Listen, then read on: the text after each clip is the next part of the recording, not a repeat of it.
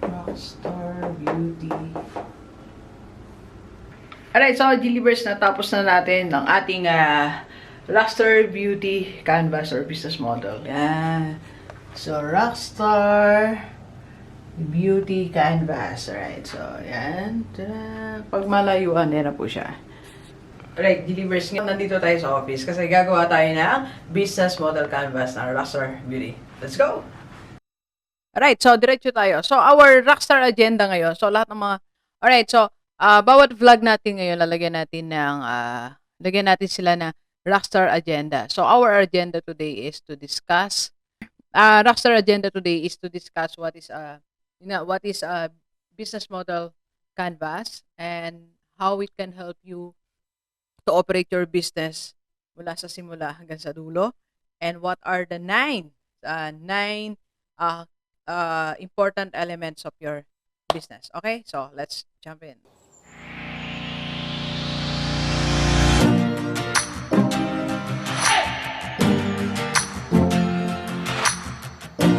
Alright. Okay, so simulan natin. Ang agenda natin ngayon is yan. So we're going to simulan na natin what is a business model canvas, right? So, as I've said, it was, diniscuss sa akin to ni Sir Harold. Binigay niya yung template. Ito siya actually. So, this one is a business canvas of one business. So, inaral natin siya.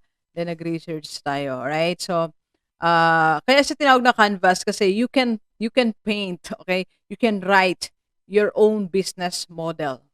How you want it to start, to operate, and to deliver your products or your services to your clients. Yun ang kanilang agenda. Okay? So, there are 9, alright? 9 boxes sa business model canvas. So, isa-isahin natin yung 9 na yon. That means there are 9 columns, 9 segments na yung negosyo. So, ang ibig po sabihin, pag nagsimula ka ng negosyo mo, dapat meron kang 9 na bagay na iniisip. 9 na bagay na nakaplano, nakasulat, alam mo kung anong gagawin mo, na wala ka dapat malampasan. Kaya maraming negosyo na nag-fail kasi yung 9 na to, hindi nila lahat nakikita.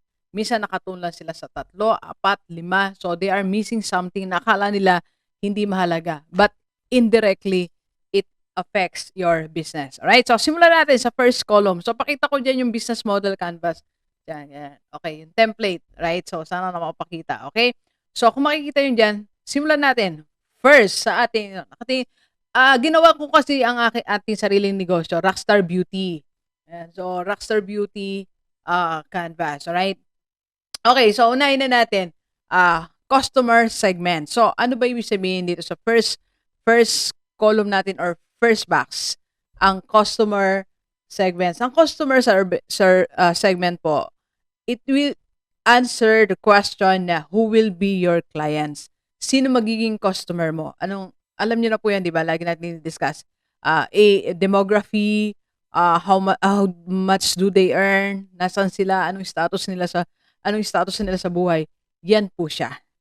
Alright? And you can write 1, 2, or 3 or more group of customers.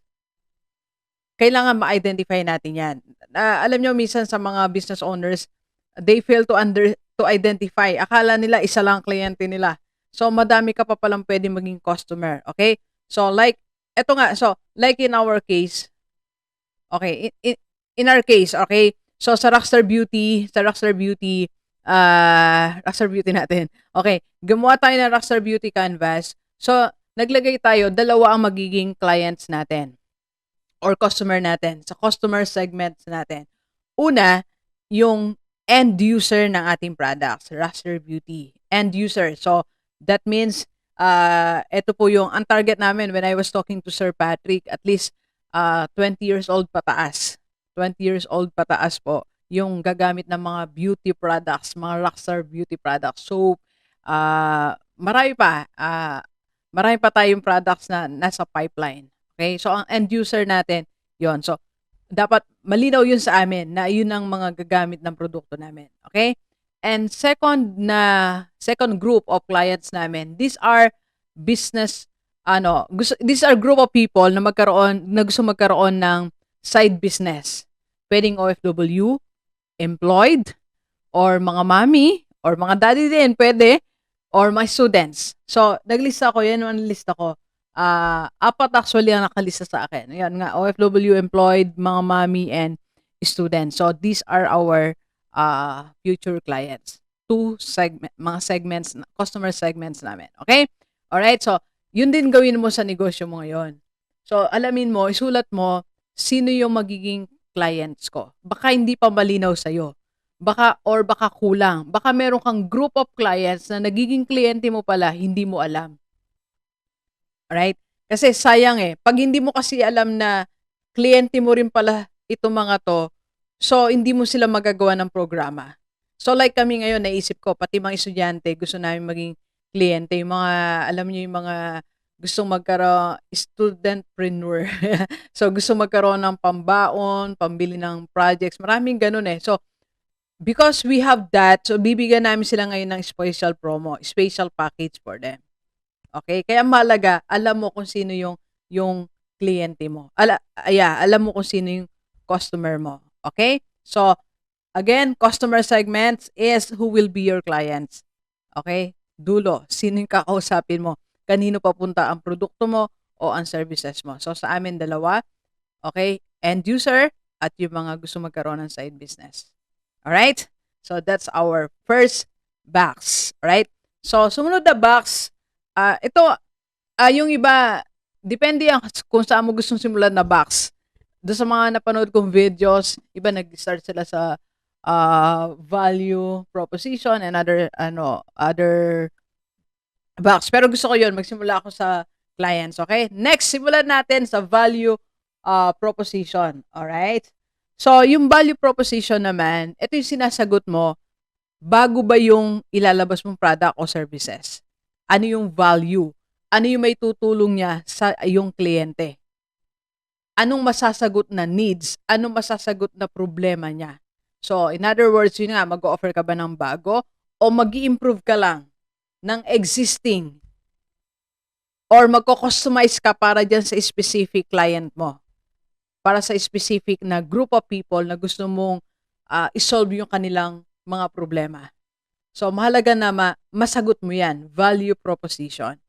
Ano yung magagawa niyan sa problema ng mga kliyente mo? So, pag na-identify mo na, halimbawa, na-identify na namin na ang mga end user namin, yung mga 20 years old pataas. So, ano ngayon magagawa ng rockstar beauty sa kanila? Okay? So, kami ba'y magpuproduce ng bago, mag-i-improve lang, o magko-customize? So, napag-usapan namin, we will be producing something new na hindi pa natitikman ng tao o hindi pa nagagamit ng public. Hindi pa nila nagagamit kahit kailan. Kami lang yan. So, kung ano yan, hindi pa ako allowed mag-announce. Nag-aayos pa kami. Again, itong mga sinasabi ko, lang muna to, mga plans lang namin. Gusto ko lang kasi makonkretize yung concept ng business model canvas. Alright? So, maglalabas kami ng bago. And, yun ding pangalawa na we'll be improving what is existing. Like soap. So, magdadagdag kami. May dadagdag kami dyan. Di ba may mga pampaputi, di ba? Pampakinis. So, may pampaputi na kami, may pampakinis at meron pang isa. Kung ano yan, abangan nyo, di ba? So, doon kami sa dalawa. We'll be providing new products na hindi pa natitikman ng market. And second, we'll be improving what is existing. So, you can do the same, alright? So, if you have your business right now, value proposition, ano yung unique sa'yo? Ano yung unique na ilalabas mo sa market? Yun, dun ang dapat mong pag-isipan. Alright? And third natin, eto, dito tayo sa channels muna, sa channels. So, ang third box natin, next box pala natin is channels. So, ano ba yung channels? Yung, how are you going to communicate to your customer? Paano mo maipaparating yung mensahe mo sa iyong kliyente? So, halimbawa kami, paano namin maipaparating ang mensahe namin sa mga OFW, sa mga empleyado, sa mga mami, sa mga students, at sa end user namin? So, anong gagamitin natin na channel? Okay? So, syempre, ang gagamitin natin, unang-una, ang ating YouTube channel. So, social media platform. Karamihan yan ang gagamitin mong channel. Alright? Or, yun. So, dito muna tayo. Social media platforms like magkakaroon kami siyempre ng website, FB page, and siyempre, we'll be using my YouTube channel and yung mga accounts din ng ating mga kasama sa team. Right? And isa pa, yun. So, siyempre, meron din tayong, yung channel, isa sa mga channels natin is physical. So, we'll be having a physical store. So, yan ang ating yan ang ating gagawin. So, meron tayong online plus meron tayong physical store, distribution channel. Yan ang channel ng ating communication and how our products na makarating dun sa end users natin. Alright? Okay, next po ay tapusin lang natin to, mag part 1 tayo kasi medyo mahaba-haba to. Maraming vlogs to. Next is customer relationships. Yan. Customer relationships. Ito yung what relationship you want to establish and maintain. So, napakalaga po niyan. Ito yung duties natin as business owner. We have to establish relationship and we have to maintain that. Okay? So, in other words, you need to get clients, you have to keep them and grow them. So, yun yung responsibility natin. Kumuha ng kliyente, okay, mapanatili sila at lumaki. So, yun ang pag-isipan yung strategy. Paano kayo makakakuha ng clients?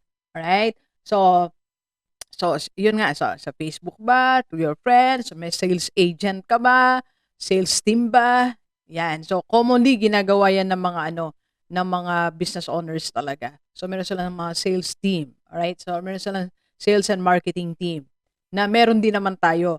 Ito, mga pangmalakasan yung nilagay natin dito sa ating business, alright?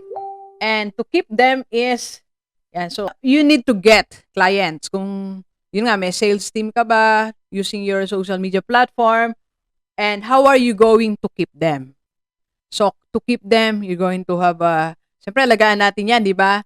Promo, di ba? So, you need to do some research on how to maintain them. I mean, how are you going to provide for their needs? So, tuloy-tuloy yung puproduce mo ng new products. To keep them kasi, kailangan may bago sila nakikita. So, isa sa mga nasa lineup namin yon na after producing these products, we keep on magkakaroon kami ng mga research on ano pa ba yung ibibigay namin para mas mag-improve, right? Okay, so what else po?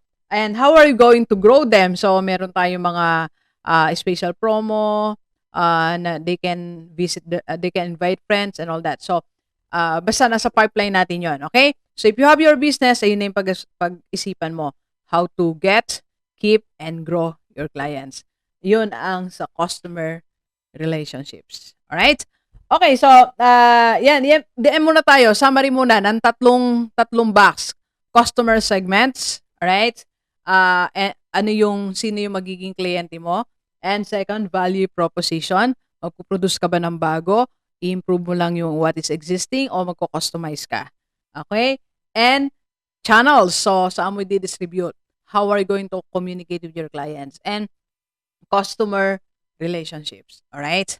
Yan. So, 4 pa lang. Meron pa tayong 5. Mag-part 2 tayo, okay? So, sa lahat mga may negosyo, if you want to ask questions, mag-message ka lang po sa akin, okay? Alright, so please share this video sa mga kaibigan natin, kahit OFW o dito sa Pilipinas, para sama-sama tayong mabago at mula dating buhay. Thank you very much, Delivers. Enjoy the rest of the day, and let's go.